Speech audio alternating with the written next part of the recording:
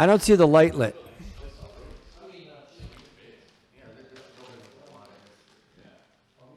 We are.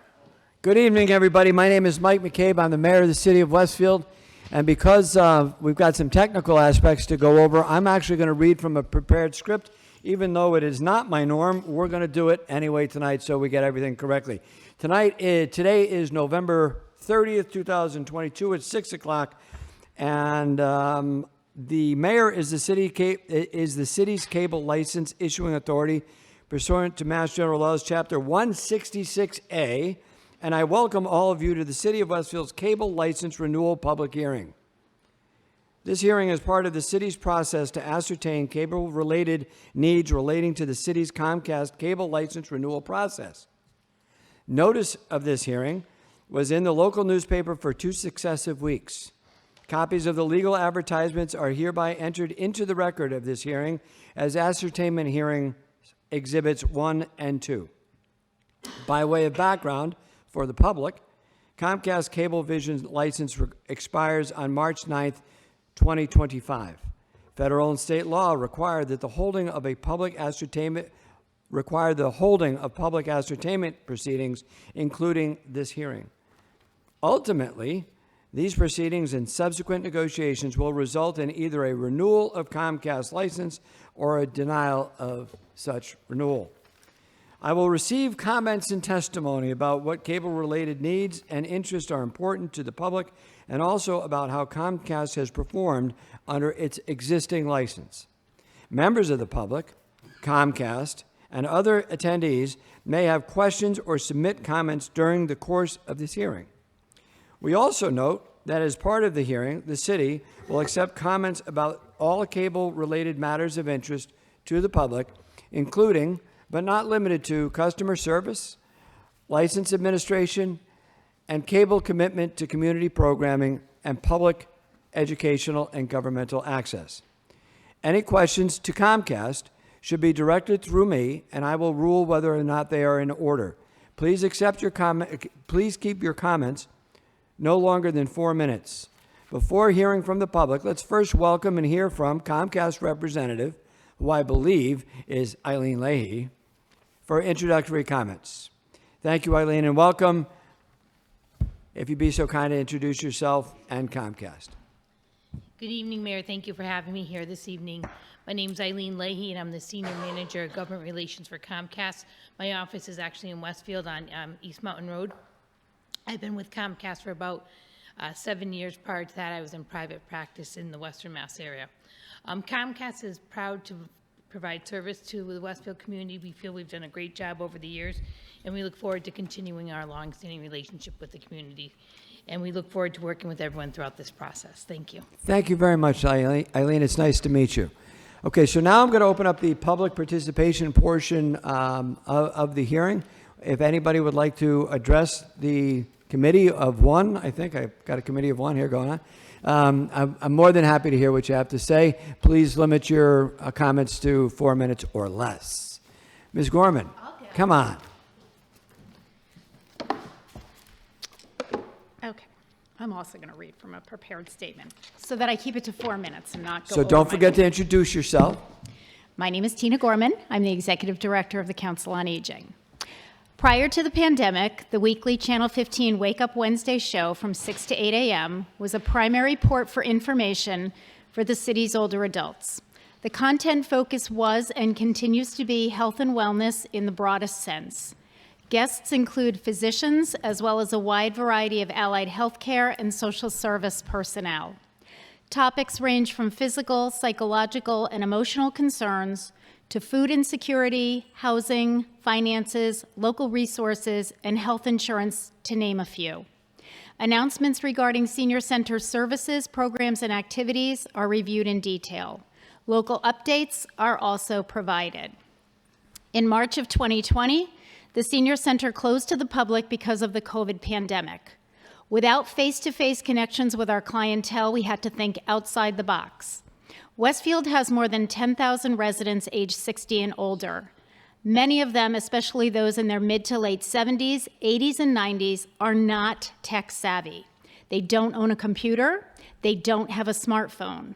What they do have is a landline and a television set.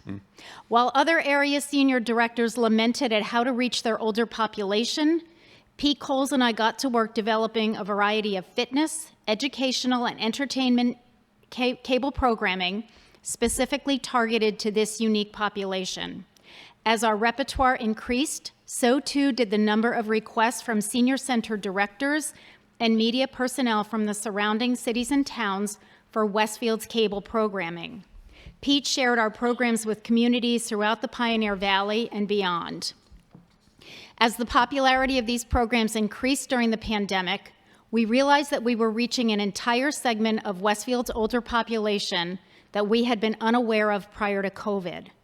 Early in the pandemic, television fitness classes included chair yoga taught by a YMCA instructor, a gentle strength, balance, and cardio class led by a local chiropractor, and a class for men that had been offered at the center.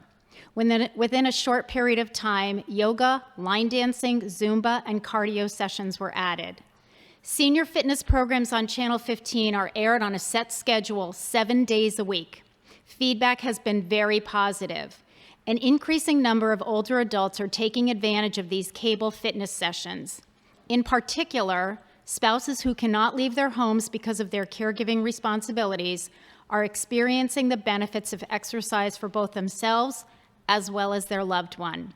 One senior called to tell me that 3 times a week, she positions her husband in his wheelchair in front of their large screen TV so that they can exercise together. The pre-COVID Senior Center Lunch and Learn series morphed into the pandemic Westfield Council on Aging Presents series. This cable television series features a guest speaker and a different topic each month.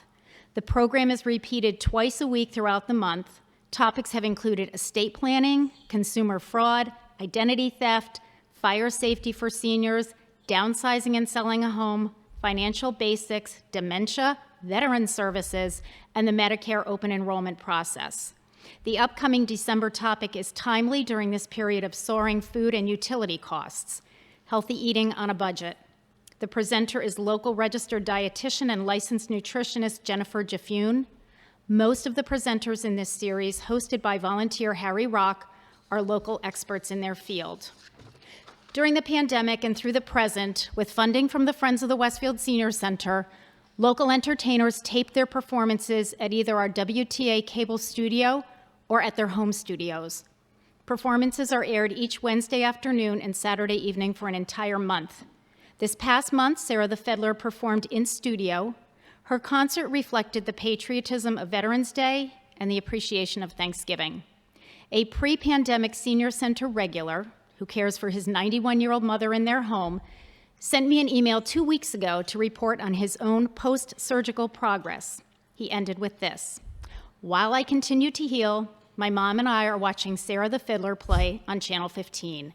She is very, very, oh so good." Parties and special events have now resumed at the Senior Center. Because of the popularity of the Channel 15 performance segment, Pete Coles has trained our staff to use a tripod and camera so that we can tape Senior Center performances for airing on Channel 15 at a later date. So instead of our caregivers and those who are primarily homebound missing out on the fun, we can bring the parties to them in the comfort of their own living room. During the last 3 years, Channel 15 has been a lifeline to many of Westfield's older adults. Just as national television celebrities feel like old friends to us as we watch them in our homes, so too do our local fitness instructors, field experts, and entertainers for the city's older adults as they watch and participate with them on Channel 15. Thank you very much, Ms. Gorman. So a couple things. 4 minutes is a bit of a guideline rather than an absolute, so we're good there. And for our younger viewers at home, a landline is a telephone connected by a cord, okay? Just want to get that out of the way. Anybody else would like to speak? Mr. Stomsky? Thank you, Tina. Thank you, Mr. Mayor. Ken Stomsky, 12 Du Bois Street. I'm going to read from my prepared statement, since some of you know what happens when I go off the cuff. Stay with the statement. Thank you. I am the director of public access in Southwick, and I'm also a producer and technician at Westfield Public Access.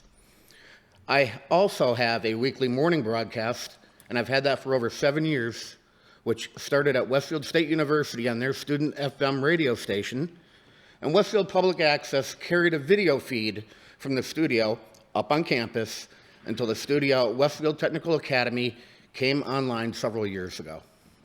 When the COVID-19 crisis first started and everything went into lockdown, we were still airing live programming.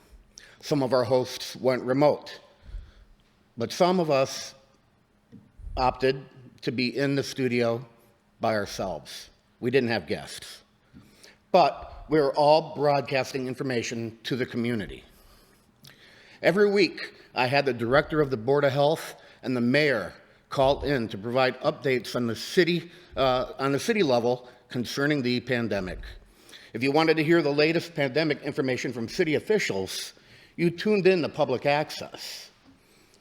Many of our seniors are not tech savvy and have no idea how to use a browser to go to the city website.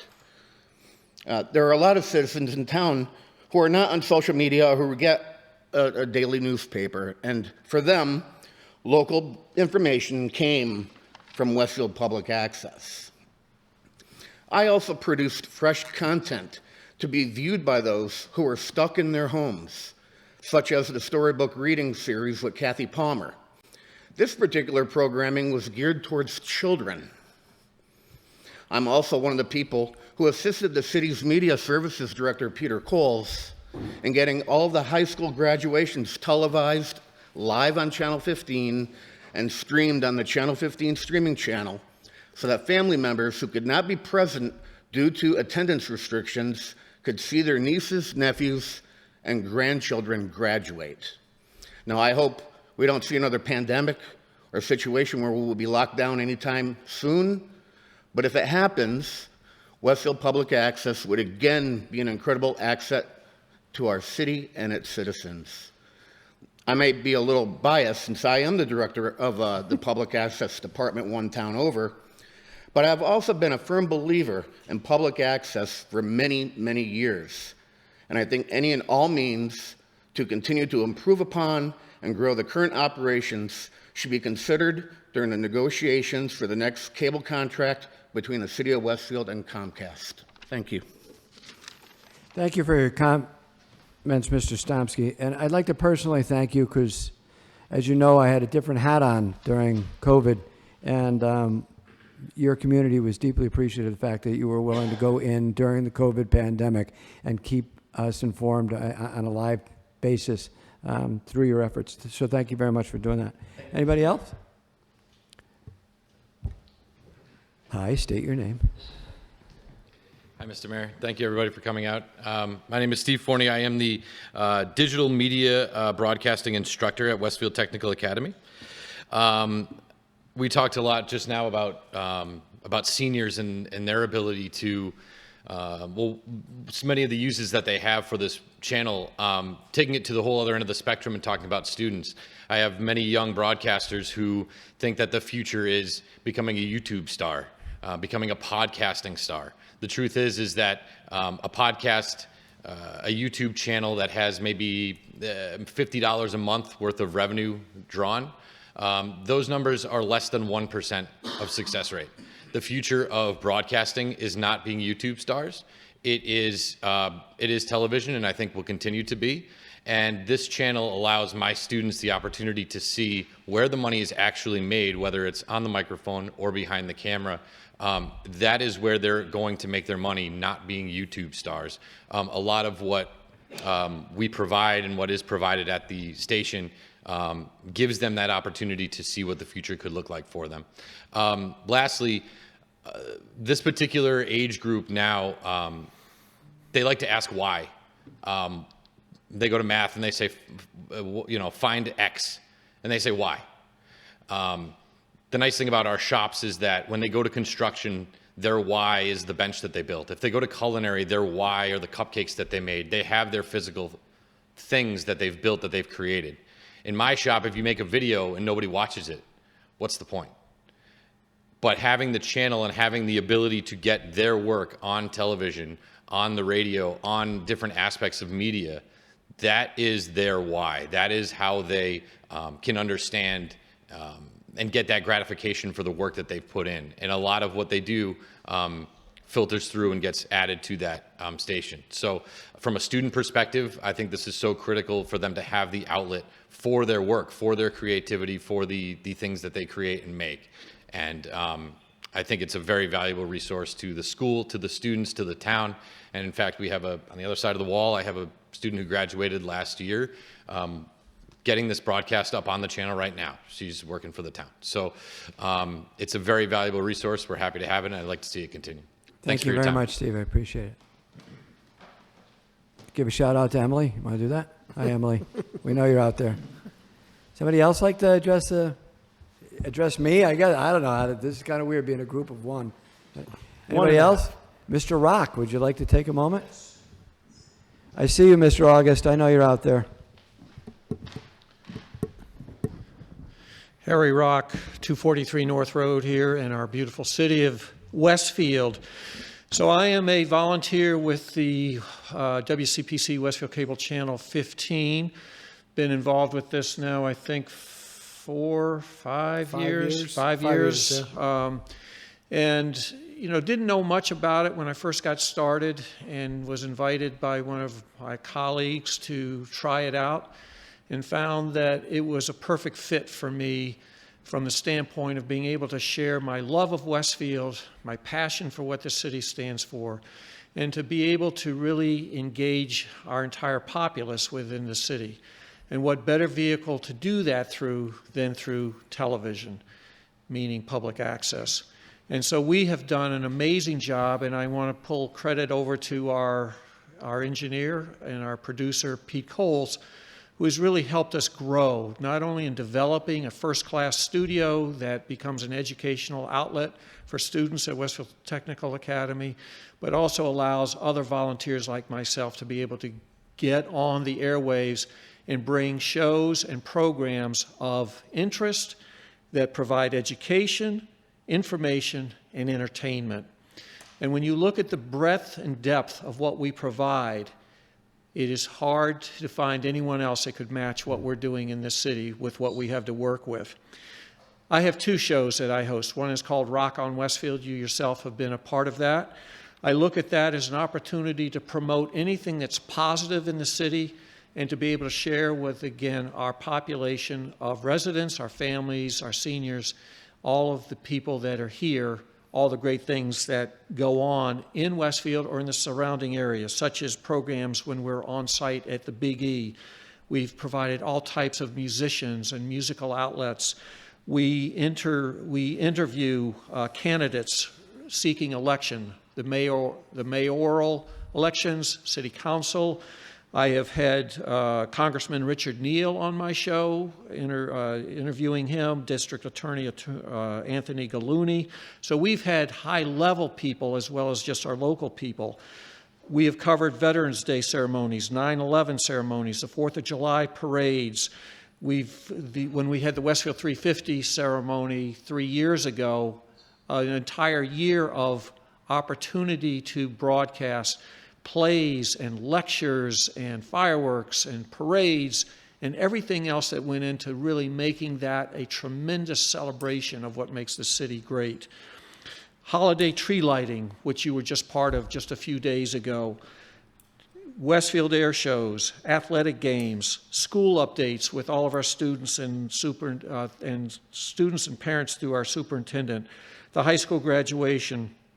We cover local businesses, openings of new businesses that are coming to town.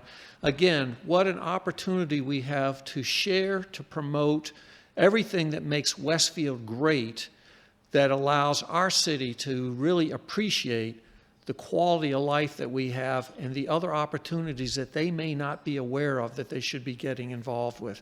Stanley Park, I've had them on my show numerous times.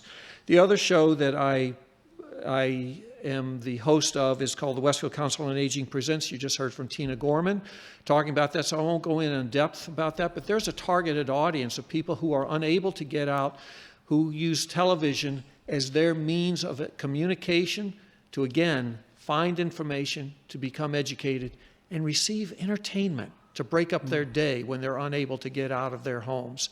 And so once a month, we interview people that not only just have information that relates to seniors, but quite frankly, when I come out of those sessions, I'm thinking this relates to every age group. And I think about how much I learn myself besides the opportunity to share this. So I would look at this as a huge hole. If this opportunity was to cease to exist, what is the vacancy? What is the void that's created by our inability to educate, to inform, and to entertain, and to share information so that people can remain engaged, they can remain involved, and they can remain with a love and appreciation of what makes a city great. Thank you. Thank you, Mr. Rock. It's always a pleasure to listen to. I'd like to have a comment on the tree lighting. I think Santa set me up. I'm just going to leave it at that. For those of you who are there, Santa came to save the day and got the tree lit himself. I think I was set up. Anybody else? Bill, you got your hand to your ear. I see you over there. Anybody else like to speak? Come on up, sir.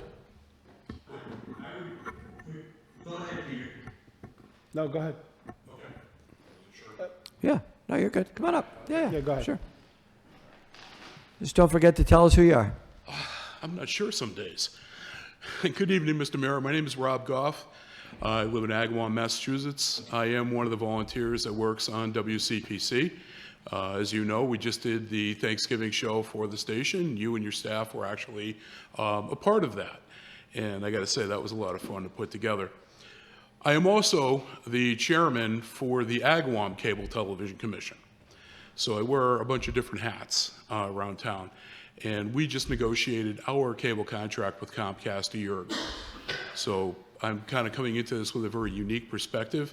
But I can tell you, based on that experience, one of the biggest concerns that we had in Agawam from our population, as Tina mentioned quite eloquently, we have a very large amount of senior citizens that partake and enjoy our programming. We had this exact same thing being brought up a year ago. And it was a very big concern for these folks that, you know, they get up, they want to be entertained, they want to be educated, they want to see what's going on in the world around them from a source that they feel that they can trust that's non-biased. And I think that's one of the things that we do bring to the table with WCPC. Now, I've been with Pete Coles now for a little over 5 years, I believe. And I'll tell you, I never had any experience with radio whatsoever. Got into it with Pete. He invited me to join the CPC family. I jumped in with both feet. And I can tell you that, and you know this, I believe, firsthand. If you look at all the different, I'll call us personalities that are on the station, we all have our different formats. If you, like Tina, education, definitely primary, and that's awesome. Same thing with Harry. What I do is I try and flip that. I'll still throw you a nugget of wisdom, but I'm trying to entertain you for that 2 or sometimes even 4 hours. The two shows that follow mine are Tiger Talk and the Superintendent Spotlight. So if it's a non-school week, I have a 4-hour time slot. So we try to bring, I try and bring all the entertainment. What's the music that I like to listen to when I was a teenager, when I was, driving my first car? The music that you cranked up in the radio. And then we bring in dedicated segments. But the thing that I like to bring to the table for my own show personally is I open the door to local business. So if we have somebody that's just opening ABC shop down the street, they may not have the budgetary allotment for mainstream media advertisement. So Pete has encouraged me, reach out, bring them in. We have even gone so far as to do a remote broadcast from location. And that's always awesome. So what we're trying to do is stimulate our local economy by helping these new business owners, get their foot in the door, so to speak, make the public aware of them. And that's one of the kind of like the silent benefits, if you will, of public access television. We bring that in spades. And I'm not referring to my show. I am honored to be a part of the WCPC family. The folks that are behind me, you've heard them speaking. These are the people I look up to. And it's just an incredible experience. What we bring to the table is extremely relevant. And it'd be criminal to have it removed from public viewing and, their availability. Because not only are we servicing Westfield, we're also servicing Agawam and Southwick. And I've been working behind the scenes to get West Springfield added to that as well for all of the programming that we offer through WCPC. And the sky's the limit with this. The nice part about this from somebody observing is that, when we come out with a story, when we talk about something, we're reporting it, you're getting the truth. You're not getting something based on sponsorship that, oh, this guy's paying me millions of dollars. We can't talk about that. We bring up what's relevant to our communities. And we openly discuss it, not just read the story. Pete and I will actually get into a discussion with my co-host Lynn O'Brien. And we air it out. We put it in human terms so that people can understand what is going on in the world around them. That's something you don't see in mainstream media today. With that, I thank you for your time. Have a great night. Thank you very much, Rob. I'm going to introduce the audience, I guess, to Bill August. Bill, do you want to say a couple things? I see your hands up. Thank you. Just a procedural comment that although tonight's ascertainment hearing, will close at the end of the hearing, for the benefit of the public and for the city, I just wanted to also mention that even though this particular hearing closes, this process of ascertaining needs remains open and is ongoing.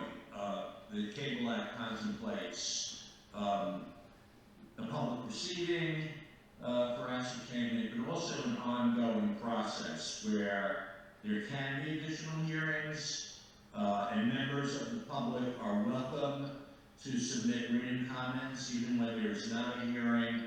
So it's really just to convey that it's ongoing and really in the spirit of openness for the benefit of the public.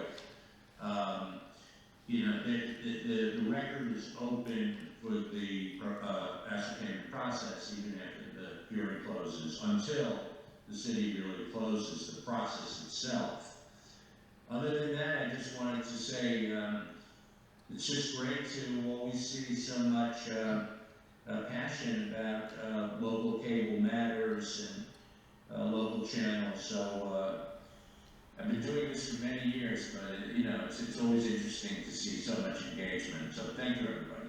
Bill, can you do me one more favor? Can you explain to the people that are both in the audience and at home whom you represent, what your position is? Did you get that? He wants to know what your position is in the hearing. Who do you represent? I'm counsel to the city. Okay. So I just want everybody to know what... I represent municipalities. I usually represent about 10 to 12 cities and towns a year. Yeah, I just wanted everybody to know that you weren't representing an entity, you were representing the city of Westfield in this ascertainment hearing matter. I'm very glad that you asked that. Thank Okay, you. you're welcome. Mr. Barry, Mr. Paluca, Jay?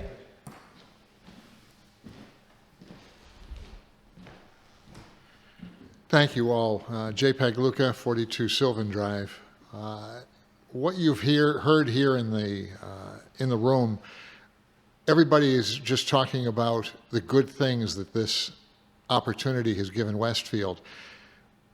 I've had the opportunity to be a volunteer for these folks for most of 7 years, and especially when we talk about COVID and what that did to us, that brought innovation out of everybody in this room.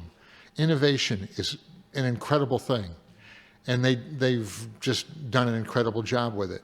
The other thing I just recently saw, we had an open house up at the Westfield Technical Academy. There were kids of all ages that, in most cases, walked into that studio for the first time in awe. And what this is building is dreams. Maybe not today, maybe next year, maybe in 10 years. This is an opportunity for those kids, and their dreams started right there. As far as everything else, what they said, it's all there. Well said. Well said. Is there anybody else? So I'm going to wrap up the public participation portion of the ascertainment hearing with a couple words of my own. How about that? I've watched the evolution of Peter Coles and the operation that's gone on at Westfield Technical Academy go from cup and string to what it is today. And I just couldn't be prouder of you, Pete. You've done a terrific job getting us to where we are now, and I appreciate what you do. As far as Comcast moving forward into the future, I have no plans whatsoever of getting in the way of that. So thank you very much for all of your participation. We appreciate it, and we will continue the process behind the scenes until the contract language needs to actually be signed, and then hopefully we'll let you know then. So thank you very much for your participation. We can consider this meeting adjourned. This is weird being a party of one, Bill. Thank you.